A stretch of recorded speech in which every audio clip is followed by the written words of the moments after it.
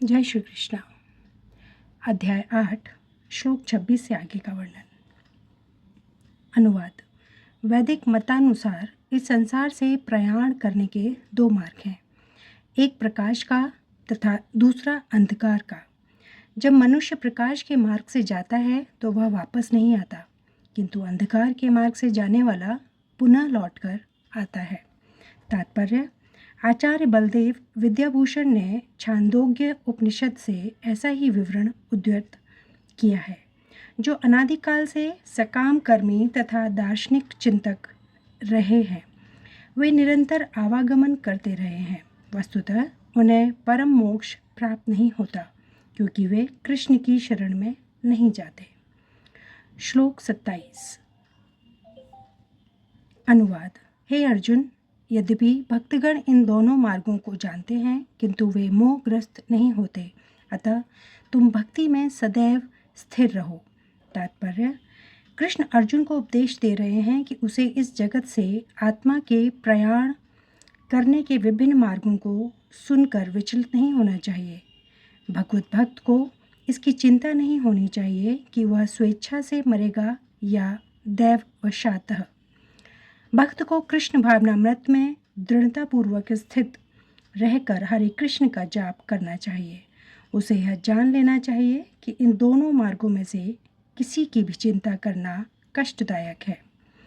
कृष्ण भावनामृत में तल्लीन होने की सर्वोत्तम विधि यही है कि भगवान की सेवा में सदैव रत रहा जाए।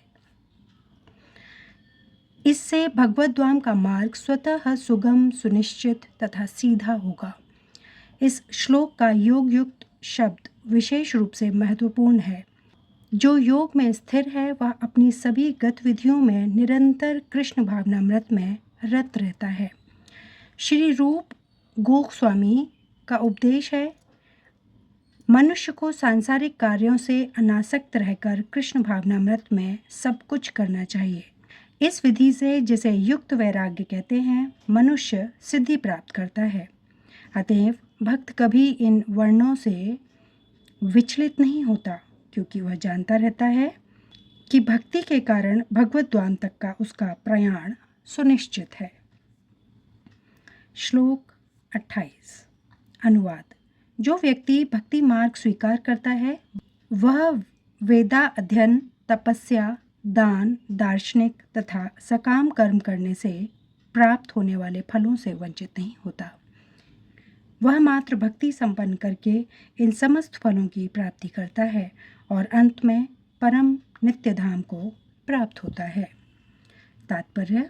यह श्लोक 7वें तथा 8वें अध्यायों का उपसंहार है, जिनमें कृष्ण भावनामृत तथा भक्ति का विशेष वर्णन है। मनुष्य को अपने गुरु के निर्देशन में वेदाध्ययन करना होता है। उन्हीं के आश्रम में रहते हुए तपस्या करनी होती है। ब्रह्मचारी को गुरु के घर में एक दास की भांति रहना पड़ता है और द्वार द्वार भिक्षा मांगकर गुरु के पास लाना होता है। उसे गुरु के आदेश पर ही भोजन करना होता है, और यदि किसी दिन गुरु शिष्य को भोजन करने के लिए बुलाना भूल जाए तो शिष्य को उपवास करना होता है। ब्रह्मचर्य पालन के ये कुछ वैदिक नियम हैं। अपने गुरु के आश्रम में जब छात्र 5 से 20 वर्ष तक वेदों का अध्ययन कर लेता है तो वह परम चरित्रवान बन जाता है।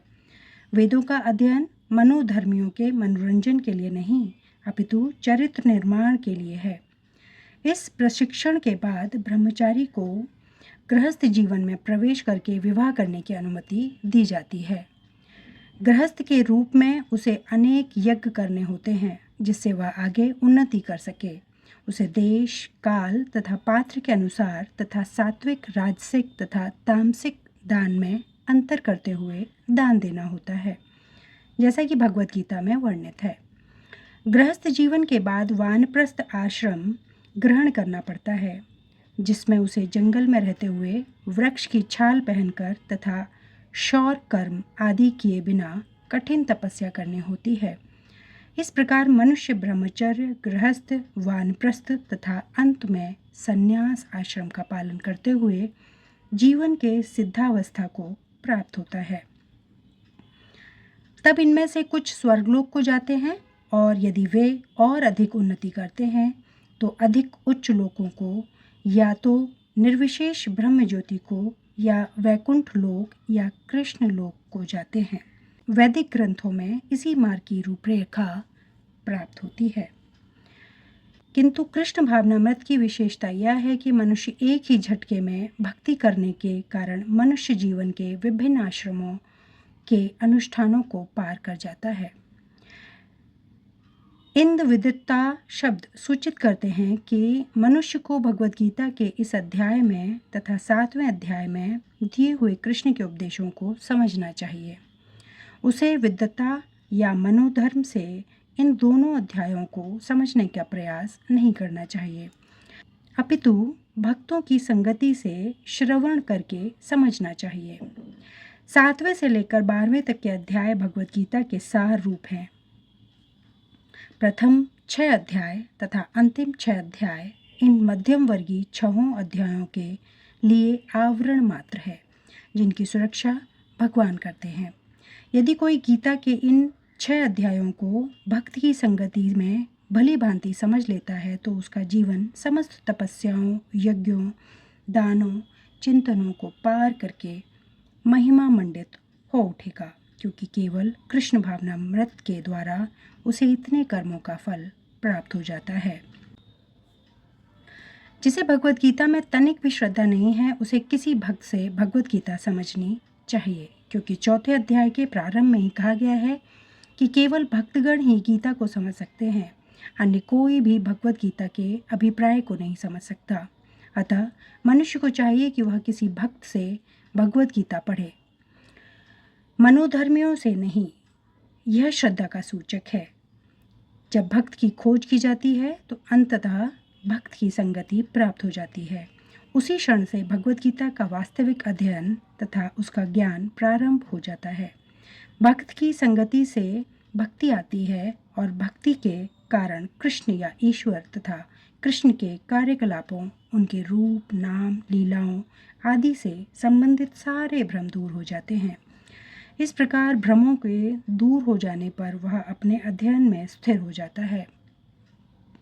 जब उसे भगवद गीता के अध्ययन में रस आने लगता है तो कृष्ण भावना भावित होने की अनुभूति होने लगती है। आगे बढ़ने पर वह कृष्ण के प्रेम में पूर्णतः अनुरक्त हो जाता है। यह जीवन की सर्वोच्च सिद्ध अवस्था है, जिससे भक्त कृष्ण के धाम गोलोक वृंदावन को प्राप्त होता है, जहाँ वह नित्य सुखी रहता है। इस प्रकार श्रीमद् भगवद गीता के 8वें अध्याय भगवत प्राप्ति का भक्ति वेदांत तात्पर्य पूर्ण हुआ। अध्याय 9 परम गुहा ज्ञान का आगे का वर्णन अगले वीडियो में। धन्यवाद। जय श्री कृष्ण।